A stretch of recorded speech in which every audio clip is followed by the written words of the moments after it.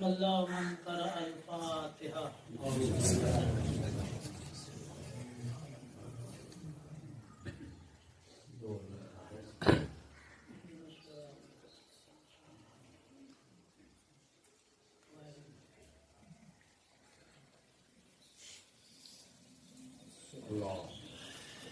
لا حول ولا قوة إلا بالله العلي العظيم. حسبنا الله ونعم الوكيل، نعم المولى ونعم النصير. أعوذ بالله من الشيطان الرجيم. بسم الله الرحمن الرحيم. الحمد لله الذي هدانا لهذا وما كنا لنهتدي لولا أن هدانا الله.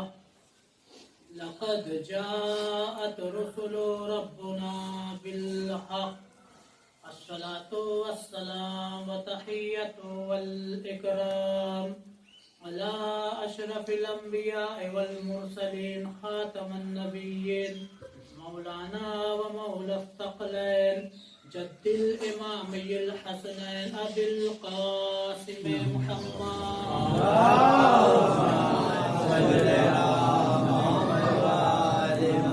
وعلى أهل بيته الطيبين الطاهرين المعصومين المظلومين المنتخبين المنتجبين. ولعنة الله على أعدائهم أجمعين من الآن إلى قيام يوم الدين.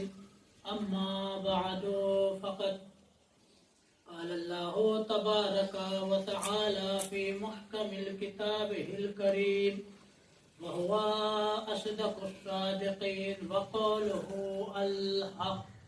بسم الله الرحمن الرحيم. إنا أعطيناك الكوثر فصل لربك وانحر إن شانئك والأبتر.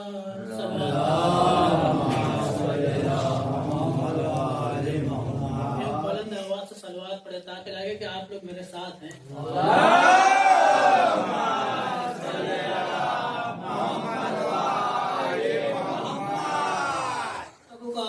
شروع کرنے سے پہلے آپ مومنین سے گزارش ہے کہ ایک مرتبہ سورہ الحمد اور 3 مرتبہ سورہ توحید کی تلاوت فرما کر مرحوم محمد سلیم ابن اسرا حسین کو اشارہ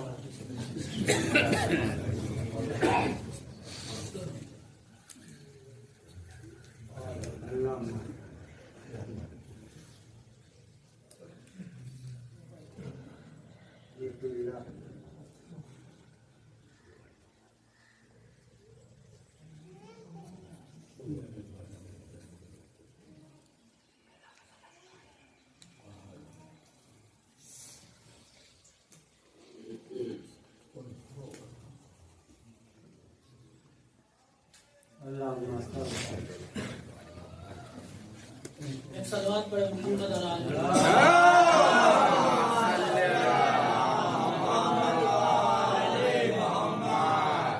محترم شیعان حیدر کرار اور عزاداران مظلوم کربلا. قرآن مجید اللہ تعالیٰ کی مقدس کتاب ہے جسے قیامت تک باقی رہنا ہے اور اس کی ہر آیت پر ایمان رکھنا مسلمان ہونے کی علامت ہے. سبحان اللہ سبحان اللہ. اس لیے کہ اگر اس کی آیت کی تو دور کی بات ہے، قرآن مجید کا اگر کوئی شخص ایک حرف کا بھی انکار کر دے تو وہ اسلام سے خارج ہو جاتا ہے، کیا کہنا کافر ہو جاتا ہے. لہذا قرآن مجید میں پروردگار عالم 108 نمبر کا سورہ ہے، سورہ کوثر، جو بہت مشہور سورہ ہے جسے ہر مسلمان اپنی نماز میں بھی پڑھتا ہے.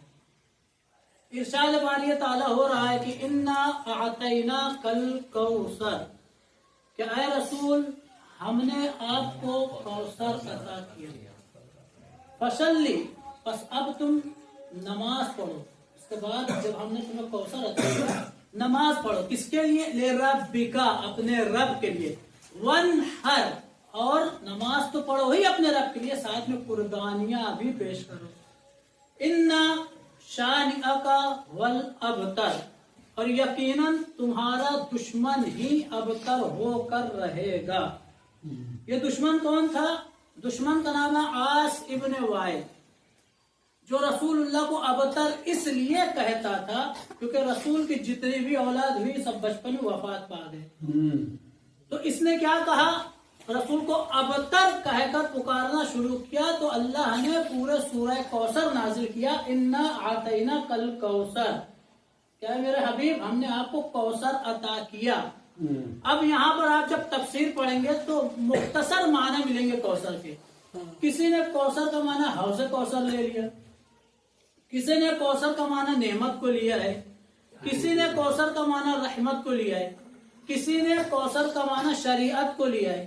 لیکن ہمارے نزدیک کوثر سے مراد خیر کثیر ہے، اس لیے کہ عاص ابن وائل جب یہ بات کہہ رہا ہے کہ رسول ابتر ہیں تو اس کا کہنے کا مطلب ابتر کسے کہتے؟ پہلے یہ میں بتا دوں گا چلو کہ ابتر جس کی اولاد منقطع ہو جائے، یعنی جس کے پیچھے کوئی آنے والا نہ ہو. سب سے پہلا معنی یعنی جس کو کوئی اولاد نہ ہو، جس کے پیچھے کوئی آنے والا. دوسرا معنی لیا گیا ہے کہ جس کے پیچھے کوئی آنے والا نہ ہو. تو عاص ابن وائل نے کیا معنی لیا کہ رسول کی اولاد تو ہے نہیں، جتنی بھی بچپن میں وفات پا گئے. تو عاص ابن وائل نے رسول کو ابتر کہہ کر پکارا. اب سارے مسلمان جتنے بھی اپنے کتاب میں شریعت کو مراد لیا، کوثر سے رحمت لیا ہے، نعمت لیا ہے، تو ان کو یہ ماننا پڑے گا کہ اگر دشمن ابتر کہہ رہا ہے یعنی رسول کی کوئی اولاد نہیں، تو ان کو یہ ماننا پڑے گا کہ کوثر سے مراد خیر کثیر ہے، خیر کثیر ہے. دوسرا معنی کیا لیتے؟ یہ مشرکین مکہ لیتے تھے. دوسرا معنی کہ جن کے پیچھے کوئی آنے والا نہ ہو، کہ رسول کے بعد کوئی رسول آنے والا نہ ہو، رسول کے بعد کوئی نبی آنے والا نہ ہو، رسول کے بعد کوئی رسول کا جانشین آنے والا نہ ہو. لہذا عاص ابن وائل نے کہا کہ رسول ابتر ہے اس لیے کہ رسول کے پیچھے کوئی آنے والا نہیں ہے. لیکن اللہ نے دوسرے معنی میں جواب دیا، اے میرے حبیب غمگین کیوں ہوتا ہے؟ لہذا اللہ نے کہا کہ اگر تمہارا دشمن تجھے کہے کہ ابتر، تو اللہ نے آیت نازل کر دی، والشمس وضحاها والقمر اذا تلاها، کہ قسم اس سورج کی جو چمکنے والا ہے اور قسم اس چاند کی جو سورج کے پیچھے پیچھے آنے والا ہے. کاش کہ آپ کو معلوم ہوتا کہ سورج سے مراد کون ہے، چاند سے مراد کون ہے. جب بھری مسجد میں رسول سے پوچھا گیا کہ سورج سے مراد کون ہے اور چاند سے مراد کون ہے، تو رسول نے کہا انا کالشمس وعلی کالقمر، کہ میں سورج کی طرح ہوں اور علی چاند کی طرح ہے. اے مشرکین مکہ، اب تم مطمئن نہ ہو جانا کہ رسول کے پیچھے کوئی آنے والا نہیں ہے، رسول کے پیچھے علی تلوار ذوالفقار لے کر آ رہے ہیں.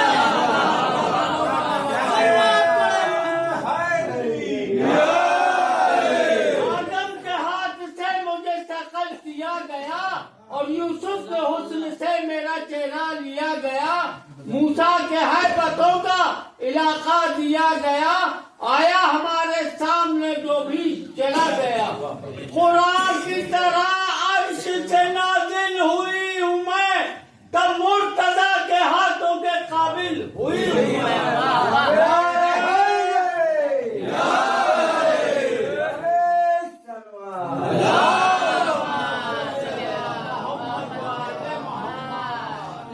کیا فرمایا قرآن مجید؟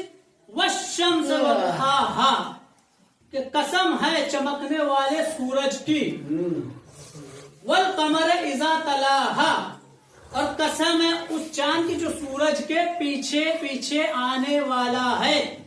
رسول ہے شمس رسالت، علی ہے امامت، قمر امامت. لہذا آج پوری گفتگو جو بھی 20-25 منٹ آدھے گھنٹے کی ہوگی وہ ہماری گفتگو بس اسی سورج اور چاند پہ ہوگی، کیونکہ رسول ہے سورج، علی ہے چاند. رسول ہے سورج، علی ہے چاند. لہذا مشرکین مکہ کیا کہتے تھے کہ ابتر ہے رسول، رسول کے پیچھے کوئی آنے والا نہیں ہے. جب بھری مسجد میں رسول نے اعلان کر دیا کہ انا کالشمس و علی کالقمر، کہ میں سورج کی طرح ہوں اور علی چاند کی مثال ہیں، تو اب مشرکین نے بھری مسجد میں کیا کہنا شروع کر دیا؟ ہنس رہے تھے، مسکرا رہے تھے اور کہہ رہے تھے کہ اگر رسول سورج ہیں اور علی چاند ہے تو کوئی بات نہیں، سورج کی روشنی زیادہ ہوتی ہے اور سورج کے مقابلے میں چاند کی روشنی کم ہوتی ہے، اور سورج کی روشنی چاند پر پڑتی ہے تو چاند چمکتا ہے، لیکن اللہ تعالی نے کیا نظام بنایا ہے کہ سورج اور چاند میں کوئی فرق نہ رہ جائے۔ جب مشرکین نے یہ کہنا شروع کر دیا کہ سورج مرتبے میں زیادہ ہے، چاند مرتبے میں کم ہے، تو اللہ نے بس یہ کہہ دیا کہ دونوں میں کوئی فرق نہ رہ جائے، اس لیے سورج کا معجزہ علی کے ہاتھ میں دے دیا، چاند کا معجزہ رسول کے ہاتھ میں دے دیا۔ سورج کا معجزہ علی کے ہاتھ میں دیا، اس لیے کہ علی ہے قمر امامت، اور چاند کا معجزہ رسول کے ہاتھ میں دیا کہ اب رسول جو ہے چاند کے 2 ٹکڑے کر کے معجزہ دکھائیں گے، علی چاند کو واپس پلٹا کر معجزہ دکھائیں گے۔ صلوات پڑھیں محمد اور آل محمد۔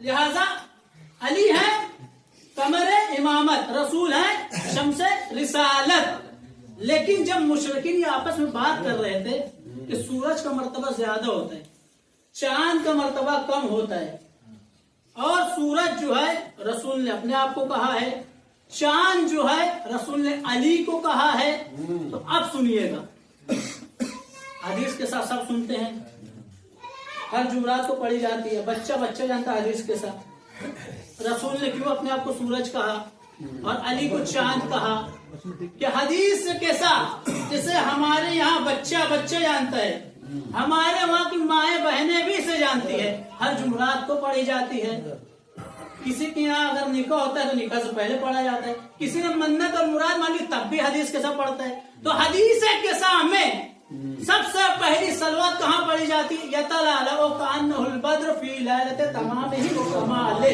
یہیں پر صلوات پڑھی جاتی ہے، لیکن یہاں پر گفتگو کیا ہے اس پر غور کیجئے گا۔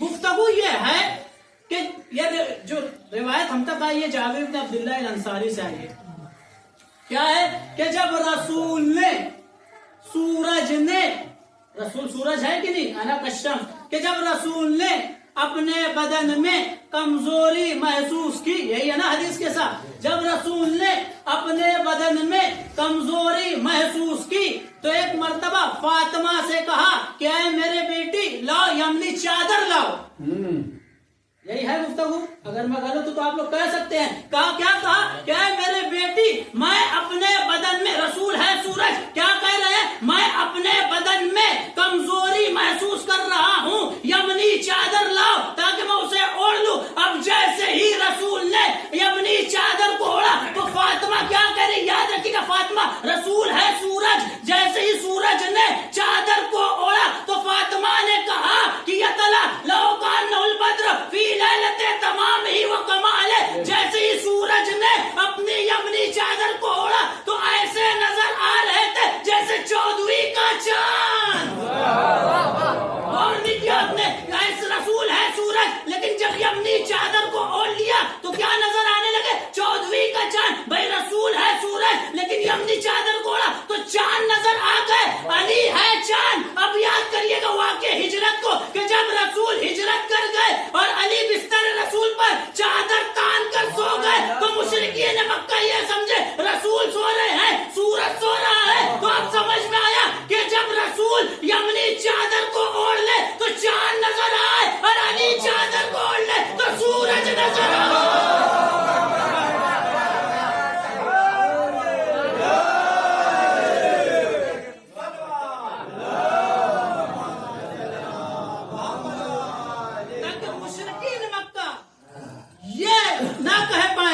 کہ چاند کا مرتبہ کم ہے، سورج کا مرتبہ زیادہ ہے، اللہ نے بھی یہ نظام بنایا ہے کہ چاند اور سورج جب اللہ نے بنایا ہے تو دونوں کا مرتبہ برابر ہیں، لہذا اب سنیے گا کہ رسول ہے والشمس والضحاہا، قسم ہے سورج کی جو چمکنے والا ہے، والقمر اذا تلاہا، اور قسم ہے اس چاند کی جو سورج کے پیچھے پیچھے آنے والا ہے۔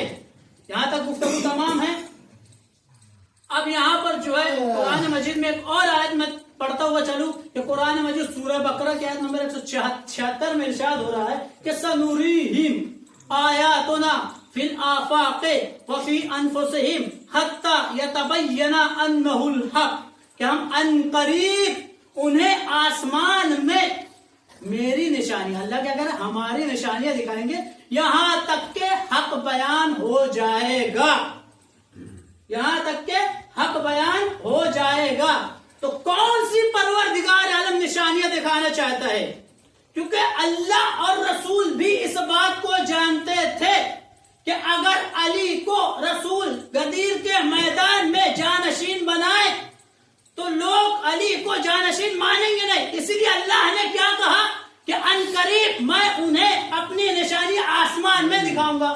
اب رسول کیا فرما رہے، انا کالشمس وعلی کالقمر، اور علی چاند کی طرح ہے۔ اب مجھے انصاف سے بتائیے کہ چاند زمین میں نظر آتے ہیں آسمان میں؟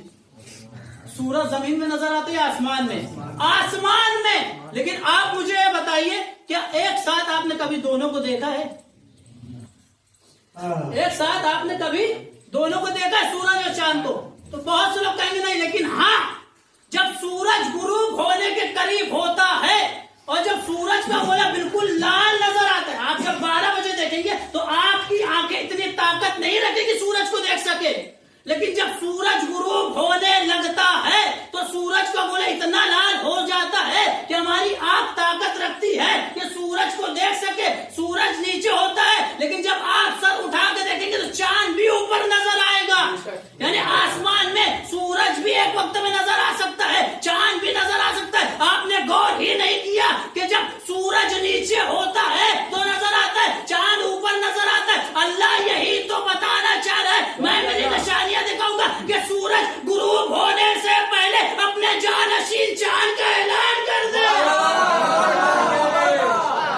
صلوات پڑھیں محمد اور آل محمد۔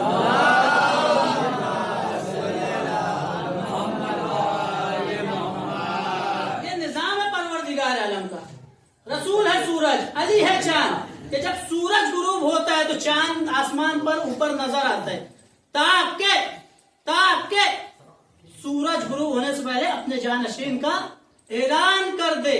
لیکن آیت کیا کر رہی ہے، والشمس وضحاہا، کہ قسم ہے چمکنے والے سورج کی، والقمر اذا تلاہا، اور قسم ہے اس چاند کی جو سورج کے پیچھے پیچھے آنے والا ہے۔ آیت نے کہیں پر بھی ستاروں کا ذکر نہیں کیا۔ آپ نے غور ہی نہیں کیا کہ یہ جو لوگ ہم مسلمان کہتے ہیں کہ رسول کے صدیق جو تھے وہ ستارے تھے، فاروق اعظم جو تھے رسول کے ستارے تھے، عثمان غنی جو تھے رسول کے ستارے تھے، لیکن قرآن نے ستاروں کا ذکر نہیں کیا بلکہ کیا کہا، والشمس وضحاہا، قسم ہے چمکنے والے سورج کی، والقمر اذا تلاہا، اور قسم ہے اس چاند کی جو سورج کے پیچھے پیچھے آنے والا ہے۔ لہذا سورج کے بعد اللہ نے ڈائریکٹ چاند کا ذکر کیا، یہ چاند کا ذکر نہیں کر رہا ہے بلکہ علی کی بلا فصل خلافت کا اعلان کر رہا ہے، علی کی بلا فصل خلافت کا اعلان کر رہا ہے۔ بیچ میں ستاروں کوئی گنجائش نہیں ہے کہ کوئی اور جانشین بنا لے، نہیں۔ لہذا رسول کیا ہے، سورج، علی کیا ہے، چاند ہے۔ اور ایک بات اور کہتا ہوا چلوں کہ چاند جو ہے سب کو پسند ہوتا ہے، ہر اولاد جس کے بھی وہاں اولاد ہوتی ہے وہ اپنے بچوں کو کہتے ہیں میرا بیٹا چاند کی طرح، چاہے وہ کالے ہی کیوں نہ ہو، اس لیے کہ چاند کو سب پسند کرتے ہیں، چاہے گورا ہی کیوں نہ ہو، میرا بیٹا چاند کی طرح ہے، شکل صورت میں بدصورت ہی کیوں نہ ہو، لیکن ماں باپ کی نظر میں وہ چاند ہوتا ہے، اس لیے کہ چاند سب کو پسند ہوتا ہے۔ لیکن ایک شخص ایسا جسے چاند پسند نہیں آتا، کون ہے وہ ہے چور۔ چور کو چاند کی بھی پسند ہے۔ چور کا کام کیا ہے، چور کا پیشہ کیا ہے، چوری کرنا، ڈاکہ ڈالنا۔ چور دن میں اس لیے چوری نہیں کرتا کیونکہ سورج نکلا ہوتا ہے۔ رسول نے کیا کہا، انا کالشمس، میں سورج کی طرح ہوں۔ اور دن بھر چور جو سوتے رہتا ہے. یاد رکھیے گا کہ ابھی میں نے کیا فرمایا کہ ایک وقت میں آپ سورج کو بھی دیکھ سکتے ہیں, چاند کو بھی. جب سورج غروب ہوتا ہے تو چاند اوپر بالکل تماسل کے ساتھ چمکتا ہوا دکھائی دیتا ہے. لہٰذا یہ غدیر کا منظر ہے کہ سورج پیچھے ہوتا, سورج جو پیچھے تھا, علی جو ہے اوپر تھے. یہ غدیر کا منظر ہے جو ہمیں یاد دلاتا ہے آسمان کہ غدیر یاد کرو. تو چور جو ہے دن بھر سوتا ہے. اگر دن میں آگے کھل جائے, ابھی تو سورج نکلا ہوا ہے, سو جاتا ہے. کبھی اور آگے کھل جائے, ابھی تو سورج نکلا ہے, سو جائے. لیکن جب رات ہوتی ہے تب وہ اٹھتا ہے. لیکن 14ویں کا چاند جب نکل آئے, باہر جیسے نکلے گا تو کیا کہے گا, ارے چاند نکلا ہوا ہے, پورا 14ویں کا چاند نکلا ہے, آج تو میں چوری بھی نہیں کر سکتا. آج میں چوری بھی نہیں, کس سے ڈر گیا؟ چاند سے ڈر گیا. لہذا غدیر کے منظر کو یاد کرو. چور جب چوری کرنے کے ارادے سے نکلتا ہے اور 14ویں کا چاند آسمان پر ہوتا ہے تو آ کر غصہ آ جاتا ہے کہ آج میں چوری نہیں کر سکتا. بعض چور تو رونے لگتے ہیں کہ آپ کیسے چوری کروں گا, چاند تو اپنی پوری تمازت کے ساتھ نکلا ہوا ہے. لہذا آپ غدیر کے منظر کو یاد کرو کہ جب رسول نے, سورج نے چاند کو جانشین بنایا تو کچھ فدق کے چور نیچے بیٹھ کر رونے لگے.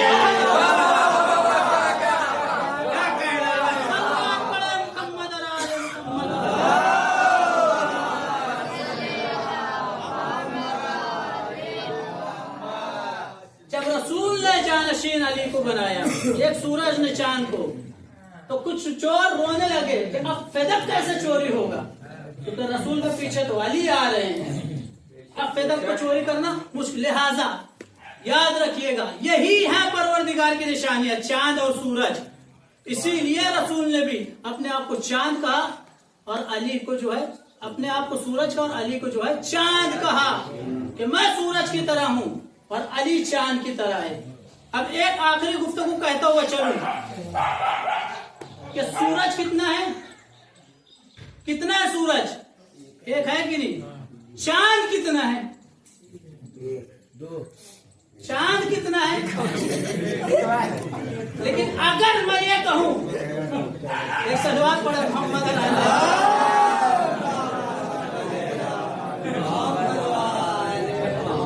بھائی, رسول نے کہا ہے انا کالشمس, میں سورج کی طرح ہوں, وہ علی کالقمر, اور علی چاند کی طرح ہے. سورج ہے ایک, لیکن اگر میں کہوں چاند 12 ہے تو رسول نے اپنے بعد 12 جانشین کا اعلان کیا کہ میرے جانے کے بعد علی جانشین ہوں گے, علی کے بعد حسن ہوں گے, حسن کے بعد حسین ہوں گے, حسین کے بعد حسین کا بیٹا, اور یہ اس طرح جو ہے رسول نے 12 جانشین کے نام بھی بتائے. تو اب سورج تو ہے ایک, لوگوں کے دماغ میں بھی یہ ہے کہ چاند بھی ایک ہے, لیکن رسول نے سورج چاند بھی تو ایک ہی بتائے, لیکن میں کہوں گا سورج یقیناً ایک ہے, چاند 12 ہے. کہا آپ کیسے کہہ سکتے ہیں؟ کہا آپ کسی کو یہ کہتے ہوئے کبھی نہیں سنیں گے کہ جنوری کا سورج, فروری کا سورج, مارچ کا سورج, کبھی یہ بھی نہیں کہیں گے محرم کا سورج, سفر کا سورج, لیکن یہ کہتے ہوئے ضرور ملیں گے کہ محرم کا چاند, ربیع الاول کا چاند.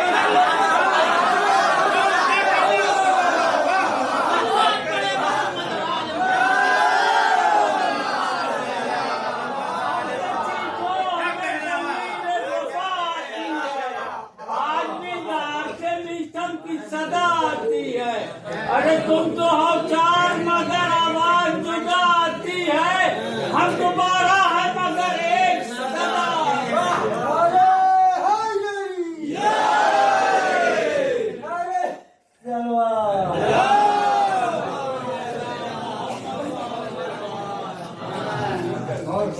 مہینے کتنے ہیں تو چاند کتنے ہوئے؟ تو رسول ایک, سورج ہے ایک. رسول نے اسی لیے اپنے آپ کو سورج کا کہ پوری کائنات میں رسول جیسا کوئی نہیں ملے گا, لیکن رسول کے جانشین 12 ہے, اسی لیے چاند بھی 12 ہے, اسی لیے چاند بھی 12 ہے. اسی لیے تو ہم کہتے ہیں محرم کا چاند, سفر کا چاند. کبھی کسی کو یہ کہتے ہوئے نہیں سنیں گے کہ محرم کا سورج, سفر کا سورج. لہذا رسول نے اپنے بعد 12 جانشین کا اعلان کیا, اور رسول نے اپنے آپ کو سورج کہا اور علی کو چاند کہا.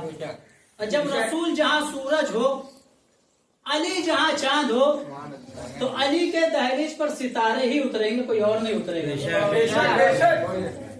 اب لوگ یہاں پر ایک چیز اور کہنا شروع کی ہے، مشرکین مکہ اور آج بھی مسلمان کہتے ہیں کہ ستارہ ہے اتنا بڑا، ستارہ ہے اتنا بڑا اور علی کی دہلیز چھوٹی، اتنا بڑا ستارہ علی کے دہلیز پر کیسے اتر سکتا ہے کہ نہیں؟ لیکن کیونکہ ایصال ثواب کی جو ہے مجلس ہے، میں ایک بات اور کہتا ہوا چلوں کہ ہمارے وہاں ایک حدیث ہے.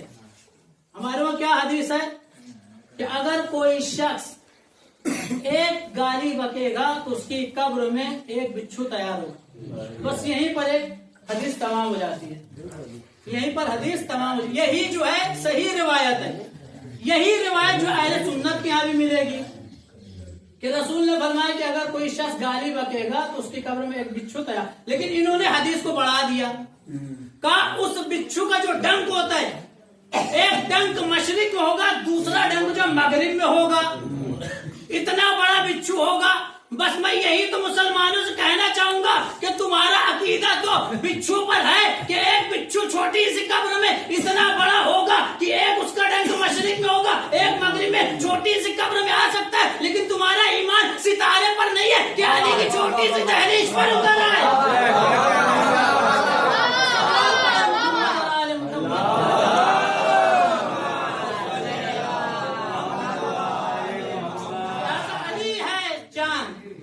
رسول ہے سورج. اور بہت سے ایسے موقع آئے ہیں جس میں رسول نے علی کو مختلف القابات سے پکارا ہے. ہم آج تک تو یہ سنتے آئے ہیں، کوثر میں بہت سی بحثیں سنتے ہیں کہ کوثر سے مراد فاطمہ، یقیناً فاطمہ ہے، خیر کثیر ہے. لیکن اس کے بعد بھی جب رسول غمگین رہا کرتے تھے تو اللہ نے فرمایا کہ رسول غمگین کیوں رہتے ہو؟ والشمس وضحاہا، قسم ہے چمکنے والے سورج کی، والقمر اذا تلاہا، اور قسم اور چاند کی جو سورج کے پیچھے پیچھے آنے والا ہے. لیکن بس رسول نے بھی بہت سے القابات سے جو ہے علی کو پکارا ہے، اور جیسے جیسے حالات اور گزرتے گئے رسول نے مختلف القابات سے علی کو پکارا. اور اس میں ایک لقب جو سب سے مشہور ہے، بس آخری بات، ایصال ثواب کی مجلس ہے اس لیے، ایک لقب جو سب سے مشہور ہے وہ ہے ابو تراب، یعنی مٹی کا باپ. دیکھیے علی کا نام آئے تو خوش ہونا جو ہے اعلیٰ ذرفی کی علامت ہے. آپ جہاں پر بھی مجلس میں شرکت کریں گے اور جب بھی علی کا ذکر ہوتا ہے، جب بھی علی کا ذکر ہوتا ہے تو جوانوں کو، بوڑھوں کو دیکھیں گے کہ جوش آ جاتا ان کے بدن میں، بوڑھا بھی جوان ہو جاتا ہے. بھائی علی کے ذکر میں ہی تو جوانی ہے. لیکن جب آپ باہر نکلیں گے تو کیا کہیں گے؟ یہ لوگ علی کے نام پہ جو اتنے کیوں خوش ہوتے ہیں؟ علی کے نام پر اتنے کیوں خوش ہوتے ہیں، اتنے جوش میں آ جاتے ہیں؟ علی ہے چاند، علی جو ہے چاند. رسول نے فرمایا انا کالشمس، میں سورج کی طرح، علی جو ہے چاند کی طرح ہے. علی ہے چاند، لہذا علی کا نام سن کر ہمارے بزم میں جو بیٹھے ہوئے ان کو جوش اس لیے آتا ہے کہ جب چاند چودھری کا چاند اپنی پوری تمازت کے ساتھ نکلتا ہے تو کڑھائیے کے پانی کو جوش نہیں آتا بلکہ سمندر کے پانی کو.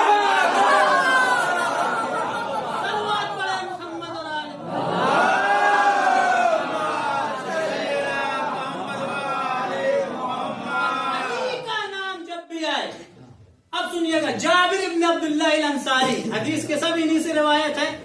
اب ایک روایت اور جابر ابن عبداللہ الانصاری کہتے ہیں کہ علی کا نام جب بھی آئے اور تمہارے دلوں میں ٹھنڈک محسوس ہو تو اپنی ماؤں کو سلام کرو. جابر ابن عبداللہ الانصاری فرما رہے کہ علی کے نام پر اگر تمہارے دل میں ٹھنڈک محسوس ہو تو اپنے ماں کو سلام کرو، اس لیے کہ اس نے امانت میں خیانت نہیں کی، ولایت علی تم تک پہنچانے میں امانت میں خیانت نہیں کی. لہذا رسول جو علی کو کبھی چاند کہتے ہیں، کبھی وجہ اللہ، کبھی عین اللہ. انہی القابات میں سے ایک لقب ابو تراب، ابو تراب. اور رسول کا آخری وقت ہے، خطبہ دے رہے ہیں. ظاہر سی بات ہے جب کسی کا آخری وقت ہو تو وہ خوف خدا، النبی رحمت للعالمین جیسا اگر رسول ہو تو خوف خدا تو دلائے گا. خطبہ دے رہے ہیں کہ اے لوگوں اپنی قبروں سے ڈرو، اس لیے کہ قبر تمہیں 5 القابات سے پکارتی ہے روزانہ، جس میں سے ایک رسول نے فرمایا، ایک یہ ہے کہ قبر روزانہ ہر آدمی سے کہہ دے گی انا بیت التراب، میں مٹی کا گھر ہوں، میں مٹی کا گھر ہوں. جب ایک شخص اس حدیث کو سنا تو اس کے پورے بدن لرز گئے، پورے بدن لرز گئے. ڈر کر علی کے پاس آیا اور علی نے علی سے کہا کہ اے علی، اے میرے مولا، میں نے رسول سے یہ کہتے ہوئے سنا ہے کہ قبر ہر آدمی کو 5 القابات سے پکارتی ہے، جس میں رسول نے ایک بتایا. تو علی نے کہا کون سا؟ کہا قبر پکارتی انا بیت التراب، میں مٹی کا گھر ہوں. تو علی مسکرا کر جواب دیا کہ تو کیوں ڈر رہا ہے؟ یہ تو منافقین کے لیے، تو میرا چاہنے والا ہے. یہ تو منافقین کے لیے، منافقین کو قبر کہہ کر پکارتی ہے انا بیت التراب. جب اس کے بعد بھی یہ شخص کانپ رہا تھا، ڈر رہا تھا، تو ایک مرتبہ علی نے اس سے کہا کہ سنو، اگر تم قبر میں جاؤ اور قبر تم سے کہے کہ انا بیت التراب، میں مٹی کا گھر ہوں، تو قبر سے کہہ دینا ارے میرا مولا تو ابو تراب ہے. سلوات پڑھے محمد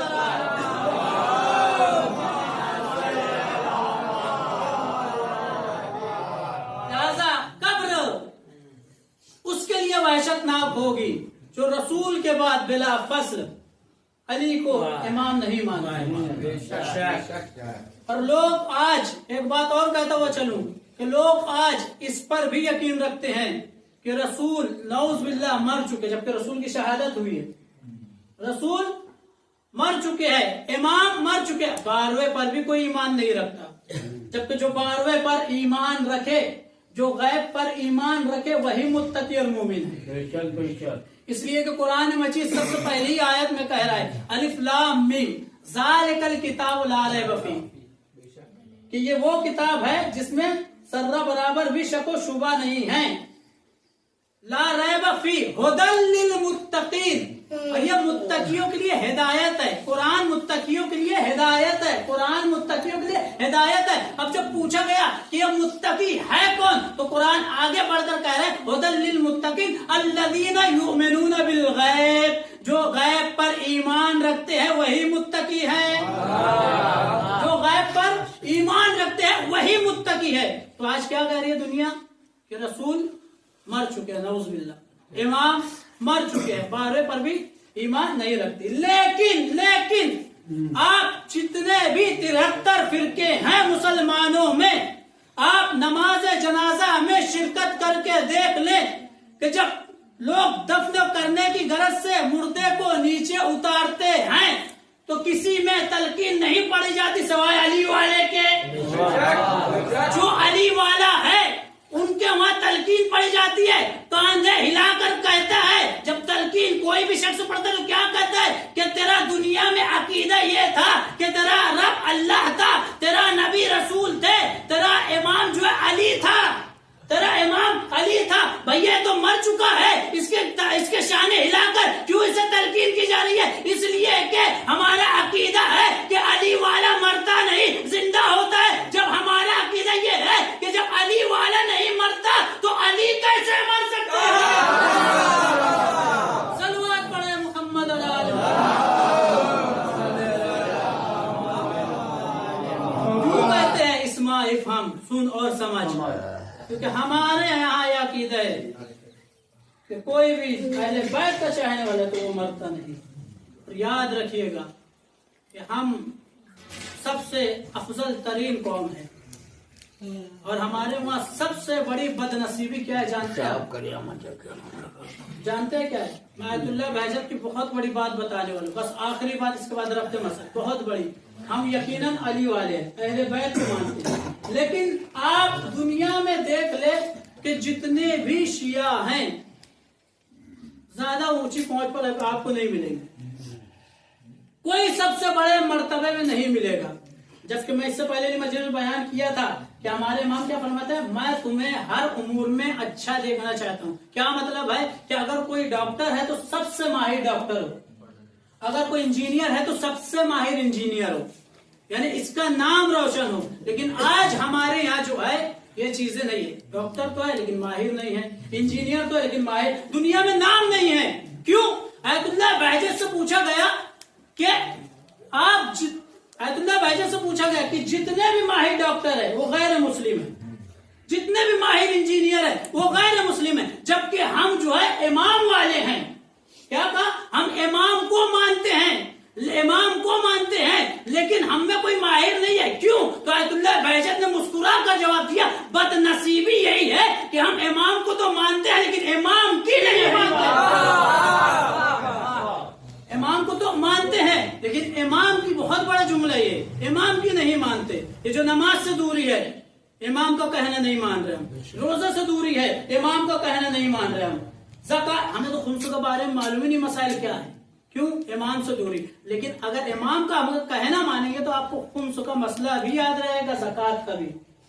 لہٰذا کیونکہ ایصال ثواب کی مجلس ہے. اور یاد رکھیے گا, جتنے بھی لوگ کماتے ہیں, جتنے بھی لوگ کمانے کی غرض سے گھر سے باہر قدم رکھتے ہیں, سب اسی لیے رکھتے ہیں کہ ان کے بیوی بچوں کا پیٹ پل سکے. اور دنیا کا کوئی بھی باپ ایسا نہیں ہے کہ جب باہر قدم رکھتا ہے تو یہ نہیں کہتے ہوئے رکھتا کہ جا رہا ہوں میں, اب لوٹ کے نہیں آؤں, کہ میں گھر سے جا رہا ہوں اب لوٹ کر نہیں آؤں. مرحوم محمد سلیم صاحب کی مجلس ہے, جب مرحوم محمد سلیم صاحب بھی باہر نکلے ہوں گے ڈرائیونگ کے لیے, بس پہ بیٹھے ہوں گے, تو یہ نہیں کہا ہوگا کہ میرے یہ آخری سفر ہے. یہ اپنے بال بچوں سے نہیں کہا ہوگا کہ میں اب لوٹ کر نہیں آؤں گا. اور موت کا کسی کو پتہ نہیں کب کس حال میں موت آ جائے. لیکن آپ جب تاریخ اٹھا کر پڑھیں گے تو آپ کو کربلا میں ایک باپ ایسا بھی لے گا کہ تیرے خیمہ پر آ کر کہہ رہا ہے, اے میری بہن زینب, اس حسین کا سلام آخری ہے, اے میری بہن ام کلثوم, اس بہن کا سلام آخر ہے. میں ان اولاد سے پوچھنا چاہوں گا کہ جن کے باپ تو چلے گئے لیکن یہ کہہ کر نہیں گئے کہ میں لوٹ کر نہیں آؤں گا, لیکن ذرا سکینہ کے دل سے پوچھے کہ جب حسین نے کہا اے میری بچی, اور یہ بابا کا سینہ تمہیں اب نصیب نہیں ہوگا کیونکہ یہ بابا جا رہا ہے, سکینہ قدموں سے لپٹ گئی. اے بابا, ارے جو بھی مقتل میں گیا ہے لوٹ کر نہیں آیا. میرا بھیا علی اکبر چلا گیا لیکن لوٹ کر نہیں آیا. میرے بھائی, میرے چچا عباس چلے گئے لیکن لوٹ کر نہیں آئے. ارے میرا 6 مہینے کا اصغر پیاسا شہید ہو گیا. اے بابا, سکینہ کو چھوڑ کے نہ جا. حسین نے کہا اے بیٹی, یہ امتحان خدا ہے, مجھے اجازت دو. جب اجازت مل گئی تو ایک مرتبہ حسین خیموں کے باہر کبھی دائیں دیکھتے ہیں کبھی بائیں دیکھتے ہیں. درے خیمہ سے زینب نے جب اس منظر کو دیکھا دوڑی دوڑی خیمے سے باہر آئی. اے بھیا حسین, میں جانتی ہوں کہ آپ نے سب کو سوار کیا ہے, اکبر کو سوار کیا, قاسم کو سوار کیا, عباس کو سوار کیا, لیکن آپ کو سوار کرنے والا کوئی نہیں. اور یہ بہن زینب آج سے عباس بن جائے گی. حسین کو زینب نے سوار کیا, حسین مقتل میں گئے اور وہ جنگ کی ہے کہ کوفے کی فوجیں کوفے کے دیوار سے ٹکرانے لگی. اچانک خاتم غیبی کی آواز ہے, یا ایتھا النفس المطمئنہ ارجعی الی ربک راضیۃ مرضیہ وادخلی فی عبادی وادخلی جنتی. جیسے ہی حسین نے ذوالفقار کو